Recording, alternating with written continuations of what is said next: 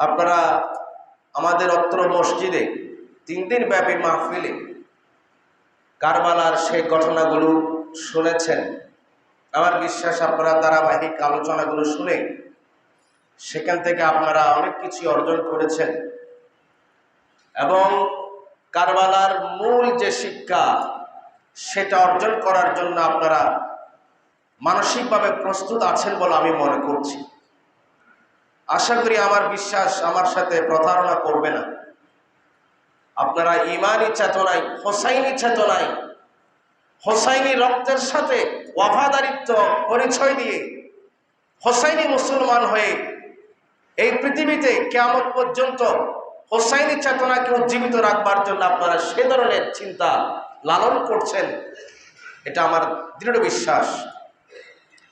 আজ আমরা ইমাম হোসাইনের শাহাদাতের পরে পৃথিবীর কি অবস্থা হয়েছিল এবং যারা ইমাম হোসাইনকে শহীদ করেছে ইয়াজিদ বাহিনীর কি পরিণতি হয়েছে সে বিষয়ে আলোচনা শুনবো।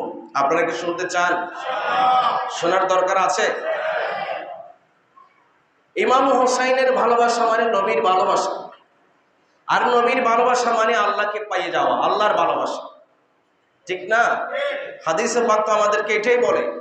নবী বলছেন, হোসাইনকে, হাসানকে ভালোবেসেছো, আমাকে ভালোবেসেছো, আর আমাকে ভালোবেসেছো আল্লাহ বলেন সেই বান্দা যেন আমাকেই ভালোবেসেছে। আল্লাহকে পাওয়ার জন্য ইমাম হাসান, ইমাম হোসাইনের ভালোবাসা লাগবে কি লাগবে না? সে কারণে একটা উসুল আছে, একটা দ্বারা আছে, দ্বারা যে ব্যক্তিকে, যে জিনিসটাকে বেশি ভালোবাসে, মান আহাব্বা শাইআন আকসারা যিকরাহু, যে যাকে ভালোবাসে সব সময় তার কথাই বলে, তার জিকিরই করে, তার আলোচনাই করে। সেজন্য আমাদের প্রতি জুমার খুতবার ভিতরে আমরা ইমাম হাসানকে সালাম দেই, ইমাম হোসাইনকে সালাম দেই, আহলে বাইত রাসূলকে আমরা সালাম দেই, আলে রাসূলকে আমরা সালাম দেই। কথা বলেন ঠিক না বেঠিক? কারণ আমরা তাদেরকে ভালোবাসি। এই জন্য আমাদের আলোচনায়, সালামিতে, খুতবায়, মোনাজাতে সবসময় তাদের কথা আসে। সেই ধারাবাহিকতা আজকেও আমরা ইমাম হোসাইনের শাহাদাতের সেই আলোচনা শুনব এবং এখান থেকে আমরা দেখব, জানবো, শিখব যে নবী পরিবারের বিরুদ্ধে অবস্থান গ্রহণ করার কারণে তাদের কি অবস্থা হয়েছে।